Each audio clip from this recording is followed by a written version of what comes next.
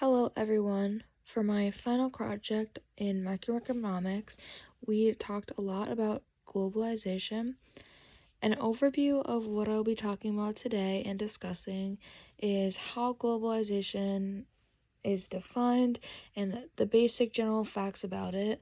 And then I'll be talking about the pros and cons, including the benefits, issues, and concerns, as well as the impacts it has on human rights, environmental impacts, and the question of is globalization redefining the United States? This is a little overview of what globalization is, and in general, it is the idea and term defining how the spread of products, information, technology, jobs, and further advancements have made an influence on our economy internationally. The biggest thing that it promotes is interactions and has made countries across the map advance from business operating internationally. The overview purpose of it is for everyone to become more connected and share ideas and beliefs. Economically, it can be described as the interdependence of nations around the globe fostered through free trade. I believe that the pros definitely overweigh the cons when it comes to globalization. Some examples of some of the pros is buying cheaper materials. This has a large impact on everyone and is beneficial to everyone across the world because as products become cheaper, it is easier for manufacturers to reduce it at lower costs with operating, and so manufacturing abroad would make the cost of it cheaper as well as consumers buying it at a cheaper price. Another pro is that wherever the company or products are being sold, buyers come from all over the world and have the opportunities to purchase internationally, meaning more potential customers, which in turn leads to more income. As well as globalization has access to labor, jobs, resources, and the ability to specialize in nation. New jobs overall come from outsourcing, and the development of those come from people needing workers to work because of how much people are industrializing. It promotes idealism, opportunism, and growth internationally. Smaller countries can learn and develop based off more industrialized nations. It has a lot of advancements with social justice, and cross-border investment with economically enhances income on both sides of the business. Some cons include trader partners facing a domino effect. For instance, if someone has something go wrong with their company and they buy off another person, it causes a ripple effect to the person that buys off of them. They do have some disproportional growth when it comes to bigger industrialized companies compared to local businesses and entrepreneurs. It faces economic development, industrialization, and international travel, and competition increases as people buy the same products but compare prices as they buy. Some economic benefits of globalization include decreasing the cost of manufacturing. This helps because consumers can buy at a lower price, and also it has made the standards of living very high.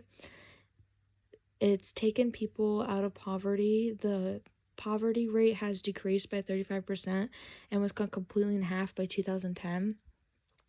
Initially, they wanted it to be cut in half and it estimated it by 2015, and it grew 5 years earlier. Household income raises, and this helps because by lowering the cost of consumption, wages have been raised for workers, so they could buy things that they might not have been able to buy before based on their income, like non-necessity things, cell phones, TVs, anything that people would want but is not a necessary need. Some issues and concerns. An example of one is that ripple effect that I was talking about. And an example can be the 2008 financial crisis. It was affected mainly by Portugal, Ireland, Greece, and Spain severely, and they were all members of the European Union, which had in turn bailed out debt-laden nations. Another con is that some can benefit more than others. An example can be industrialized countries like China, and increasing globalization generates the largest GDP per capita gains for them in absolute terms. An example could be China, how they lowered their trade barrier, in turn more international consumers bought from them because of their cheaper prices, and so they gained more people, so more people were buying. In turn, they gained more money. It does have an impact on human rights. Globalization declines poverty. Sweatshops help the poor and is good for the economy and social development of the nation. The extra money can be taxed to provide basic infrastructure, and the demand for child labor rises with globalization. An example of a company would be the Coca-Cola Company. It's a very well-known corporation that makes Coke-related products, but they've been also accused of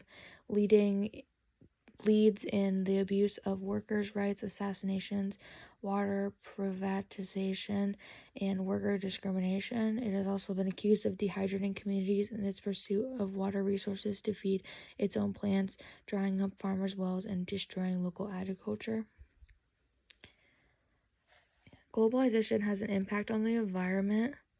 Globalization has overall the negative impacts like deforestation and pollution.